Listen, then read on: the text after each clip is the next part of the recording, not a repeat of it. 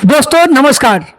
आज हम जो बात करने वाले अपने बच्चों के लिए बात करने वाले हैं और हमारे साथ खास हमारे सीनियर पढ़ाने में हमारे मित्र और एक साथ एक प्लेटफॉर्म पे काम करने वाले फिजिक्स और केमिस्ट्री के दो टीचर।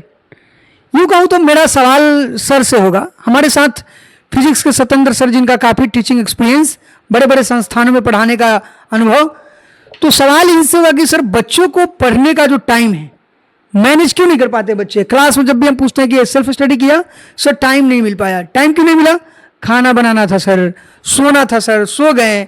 टाइम को मैनेज नहीं कर पा रहे हैं बच्चे। काफ़ी दिनों से हम परेशान हैं, बच्चों को समझा करके डिफरेंट रूटीन बता करके। तो आखिर ये टाइम मैनेज कैसे किया जाए, इस पर आप बात कीजिए। सबसे पहले आपके जो बच्चे हैं, व्यूअर हैं, उसका बहुत बहुत स्वागत है आप सभी को। और आपका जो सवाल था कि बच्चे टाइम कैसे मैनेज नहीं कर पाते, एक्चुअली देखिए मैनेज करने का कोई बात ही नहीं होता है यहाँ पे। मैनेजमेंट नहीं कर सकते आप, मैनेज नहीं कर सकते आप। आपको सुन के थोड़ा सा ताजुब लगेगा कि आप कहते मैनेज नहीं कर सकते हैं, लोग मैनेज की बात करते हैं। अब एक सवाल है आपसे कि अगर यहाँ से आपको 10-20 किलोमीटर दूर जाना है, आधे घंटे का अगर समय लग रहा है, तो आप उस आधे घंटे को आप कैसे मैनेज करेंगे? आधा घंटा है तो है, देना है तो देना है। अगर आप टाइम देखेंगे ना कि किस टाइम में जाना है, उसका तो पता होना चाहिए ना। आप किसी भी टाइम में जाएं, आधा घंटा तो आपको देना है। आधा घंटा आपको वहाँ पे 1 घंटे की मीटिंग है, 1 घंटे की क्लास है, तो 1 घंटे तो करनी है वहाँ पे। आप खाना बनाने के लिए बच्चे जाते हैं, अगर 1 घंटे खाना बनाने में लगते हैं तो आप कैसे उसको मैनेज करेंगे? तो बनाना है, वो तो बनाना है। अगर आपकी क्लासेस चल रही है तो आपको क्लास को कैसे मैनेज करना है? आप क्वेश्चन दिए हैं 10, 20, 50 क्वेश्चन दिए हैं बनाने के लिए, तो उसको जो प्रॉपर टाइम लगेगा तो उसको तो आप कैसे मैनेज करेंगे? तो मैनेज आप नहीं ना कर सकते हैं उसको।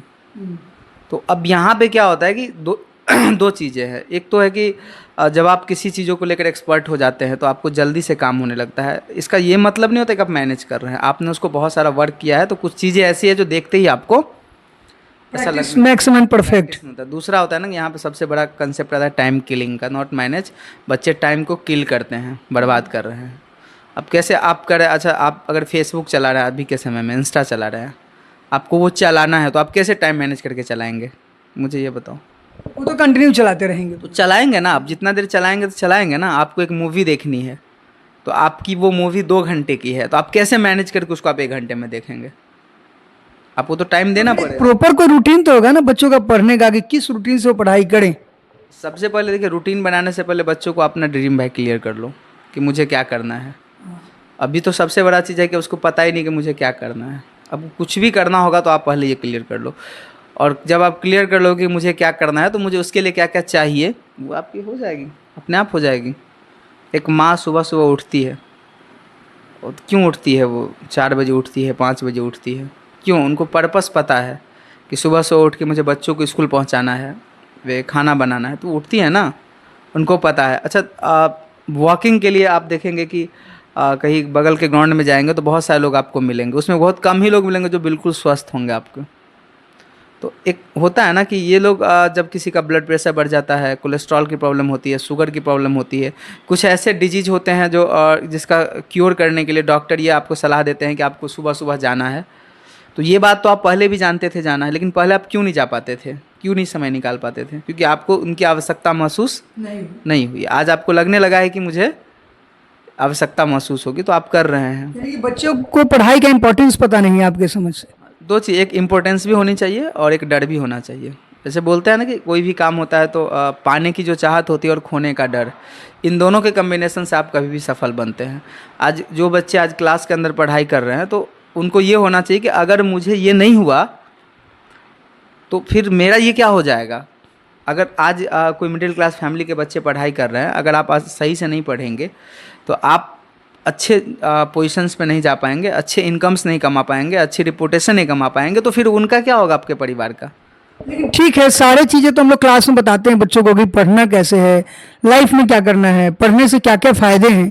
फिर भी बच्चों में वो क्यूरियोसिटी नहीं जनरेट हो पाती है जो हम एक्सपेक्ट करते हैं, आप एक्सपेक्ट करते हैं। ऐसा क्यों? इसमें भी है कि कई चीज़ें हैं। पहला तो ये है कि देखिए अभी के समय में क्या हो गया ना, जो पहले और अभी के समय में थोड़ा सा अंतर हो गया है। 1-2 चीज़, प्रोफेशंस बदल गया है, काम करने का तरीका बदल गया है, अब देख रहे हैं ना, पहले प्रोफेशंस हुआ करता था, टीचर होते थे, वकील होते थे, अब देखिए यूट्यूबर होने लगे हैं, इन्फ्लुएंसर होने लगे हैं, अब बहुत सारे लोग बिजनेसमैन मतलब बनने लगे हैं, बिजनेस करने लगे हैं, अलग अलग टाइप के क्रिएटर हो गया है यहाँ पे। चलिए आप एक नया नया सवाल इसमें छेड़ दिए। तो ऑनलाइन एजुकेशन, हालांकि रिसोर्स को तो और इजी किया गया ना, तो ऑनलाइन एजुकेशन तो खराब है नहीं, आपका क्या? नहीं, हम क्या बोलते हैं, खराब कुछ भी नहीं है दुनिया में, आपका इस्तेमाल उसे बुरा या अच्छा बनाता है। पैसों के बारे में बहुत सारे, पैसे बहुत बुरा चीज़ है, पैसा बुरा चीज़ नहीं है, आप उसको कैसे इस्तेमाल करते हैं ये अच्छा बुरा बनाता है, पैसा तो कुछ भी नहीं है। तो आप ऑनलाइन एजुकेशन है, चाहे ऑनलाइन प्लेटफॉर्म है, तो वो बुरा नहीं है, आप उसे कैसे इस्तेमाल करते हैं। जैसे मेरे पास एक बच्चे का डाटा है, हमने पिछले 7 दिन का 14 तारीख से लेकर 14 जुलाई से लेकर 20 जुलाई तक का उसके मोबाइल फ़ोन को हमने चेक किया ना, कि आप कितने घंटे ऑन स्क्रीन फ़ोन चलाते हैं। तो आपको बड़ी ताजुब होगा कि एवरेजली वो बच्चे 5 घंटा 20 मिनट मोबाइल फ़ोन का डेली इस्तेमाल कर रहा है। तो आप इसको कैसे मैनेज कर सकते हैं? How can one manage this things, कि आप 5 घंटे 20 मिनट आप चला रहे हैं मोबाइल फ़ोन को, आपको पढ़ने का वक्त कब मिलेगा? अब 5 घंटे 20 मिनट चलाने के बाद आपको रिलैक्सेशन भी चाहिए माइंड को, तो आप 2-2.5 घंटे इसको भी मान लो, तो आप एक समझ सकते हो कि 8 घंटे की एक जो जॉब होती है, वो जॉब आप कर रहे हो वहाँ पे, और फिर आप बात यहाँ पे करते हैं कि हम टाइम मैनेज करेंगे। इसलिए हमने बोला था कि टाइम मैनेज की कोई नहीं, आप चलाना छोड़ो। मैनेज क्या होता है? आप चलाना छोड़ोगे तो आपको बहुत टाइम मिलेगा तो आप प्रोडक्टिव चीज़ों में आप उसको कर पाएंगे ना। तो ये चीज़ यहाँ पे होता है। अच्छा, आप टीचिंग में कितने साल से हैं? मेरा तो ऑफिशियली 10 साल हो गया। ऐसे पढ़ाने का तो हम लोग बहुत पहले से पढ़ा रहे हैं, लेकिन 2014 से आप मान सकते हैं। 2014 से 10 साल के टीचिंग में आपको बच्चों में कुछ ग्राफ नजर आया क्या, कि पहले बहुत अच्छे बच्चे आते थे, अब कमज़ोर बच्चे आते हैं, ऐसा कुछ है क्या? नहीं, ऐसा कुछ नहीं है। वो क्या है कि हर समय के अनुसार, आज से आप 10 साल पहले की बात करेंगे तो उनके सिलेबस अलग हुआ करती थी, मार्केट के अंदर डिमांडेज अलग हुआ करती थी, पढ़े लिखे लोगों की संख्या रेशियो में बहुत अंतर था, ठीक है, रिसोर्सेज भी अलग थे। आज के समय में देखिए, जब न्यू एजुकेशन पॉलिसी आया तो सिलेबस भी चेंज कर दिया गया, वो भी चेंज हुआ है आपका, बहुत सारे लेकिन अभी तो इम्प्लीमेंट हुआ नहीं ना, हम लोग तो पढ़ा रहे हैं वही सिलेबस ना जो 10 साल पहले पढ़ा रहे थे। आप देखेंगे ना, एनसीईआरटी को आप देखिए, लगातार क्या चेंजेज आ रहे हैं। डिलीटेड किया गया, डिलीटेड मोड में है। लेकिन मेरा कहना है कि बच्चे जो हैं, हमको ऐसा क्यों लगता है कि 2020 के बाद, 2020 के बाद बच्चों में जो प्रोडक्टिविटी है काफ़ी लेस है, ऐसा क्यों?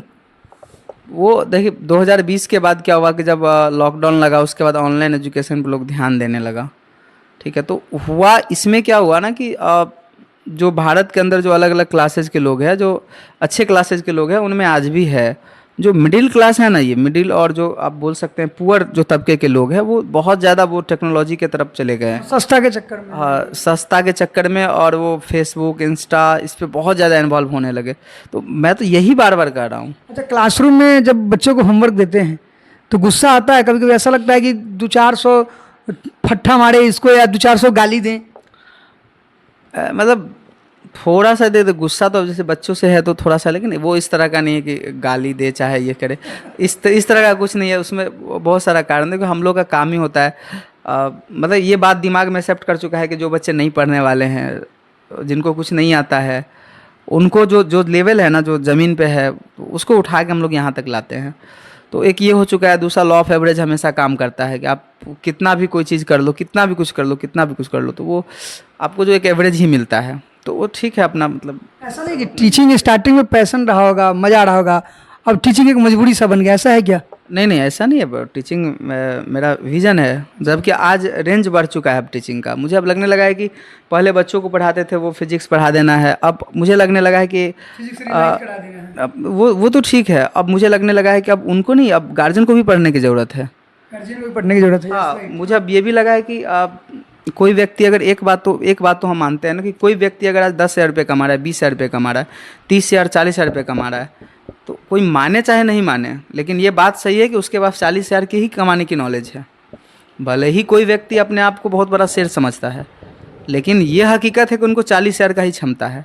तो अब आप 40,000 में आपके घर परिवार नहीं चल रहे हैं, तो आपको वो और कुछ स्किल सीखनी चाहिए ना, कि ताकि आप 60,000 कमा सको, 80,000 कमा सको। तो अब मुझे तो उस फील्ड में भी जाने का मन हो रहा है, ट्रेनिंग फील्ड में, कि अगर मुझे कोई आइडिया पता चल चुका है, मेरे पास कोई ऐसी इन्फॉर्मेशन है जो मैं किसी को दे सकता हूँ और उनसे वो अपना जीवन सुधार सकता है, तो अब तो ऐसे प्लेटफॉर्म पे बच्चों के साथ साथ अब तो